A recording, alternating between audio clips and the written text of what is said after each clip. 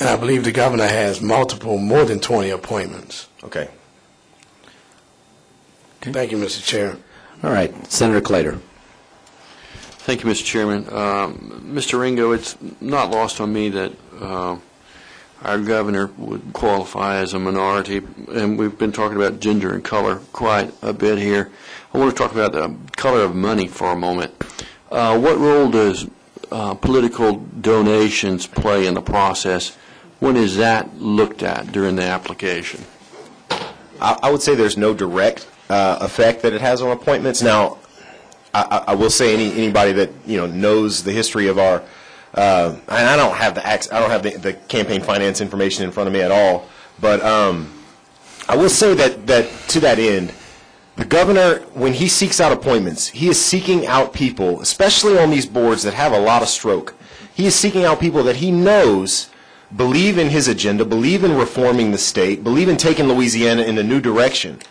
So naturally, there's going to be some crossover between those that have supported him in his campaign and those that serve on boards and commissions. Now, is there a direct link where we go through and there's a price list? Absolutely not. No, sir. But we've appointed people, that maybe supported us during the campaign by walking door to door because we know that they believe in Governor Jindal's reform agenda and would be the best fit for that board based on what we know about that person. But no, there's no direct link between campaign contributions and the ability to serve on a number of boards. And I appreciate that answer, but at what point during the process do you look at the application and say, Bob donated $5,000 and his wife donated $5,000 and his business donated $5,000? At some point in the process, that is recognized, is it not? Oftentimes, yes, if we have someone that we know through our dealings and, history. It goes on the application, though, does it? It doesn't go on our application whether or not they've contributed. Now, the Senate can request that information, and they often do.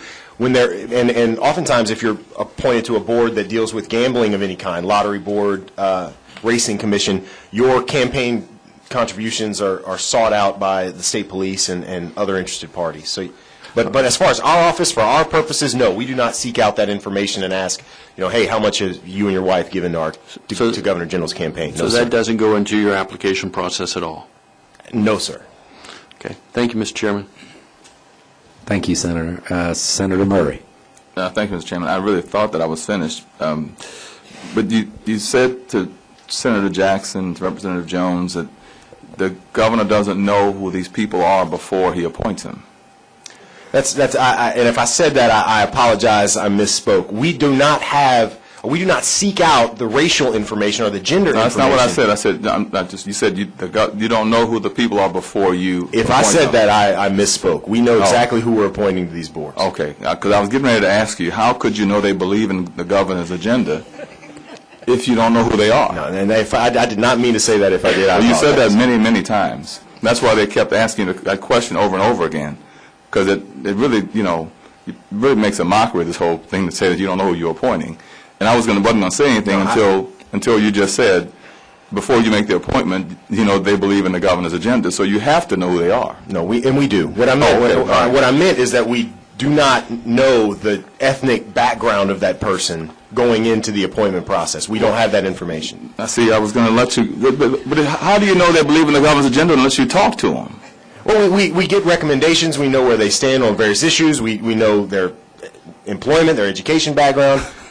We know whether or not they've supported the governor's agenda in the past. Sometimes what I'm saying is for the 2,800 or 2,500 appointments that we've made, we don't have that information on all of those. Let me tell you, I understand. I know that the governor doesn't sit down and talk face-to-face with everybody that he appoints. I understand. I think everybody up here knows that. But it's a mockery for you to sit there and say, especially to the board that Senator Jackson talked about, these higher education management boards, that the governor doesn't at least talk to these people before he makes an appointment to know that they believe in his vision. Whether I agree with it or not, I guess he wants to make sure the people he appoints agrees with his vision and his philosophy. So I'm sure he sits down and talks to those people. That's right. So that he has to know who they are. And he does. And he does. He doesn't know oftentimes when we're getting all of our I'm not talking about on paper. I'm talking about the point you said before he makes the appointment, you want to make sure that they believe in the governor's agenda. And so the only way to do this is to sit down and talk with them. Right. And Right? the point that I was trying to make is that once we determine that someone would be the best fit for that board, we don't think it would be wise to, at that point, finding out their race, say, hang on, this person can't serve in this role.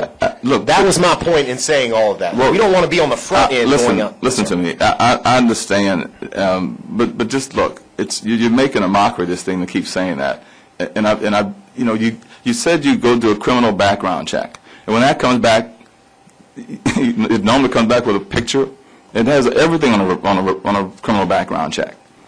All that person's information, everything about that person's on there.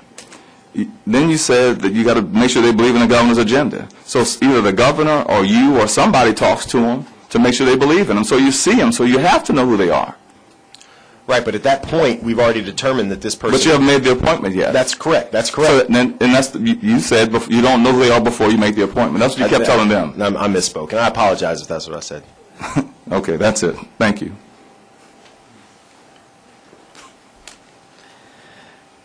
Senator Jackson.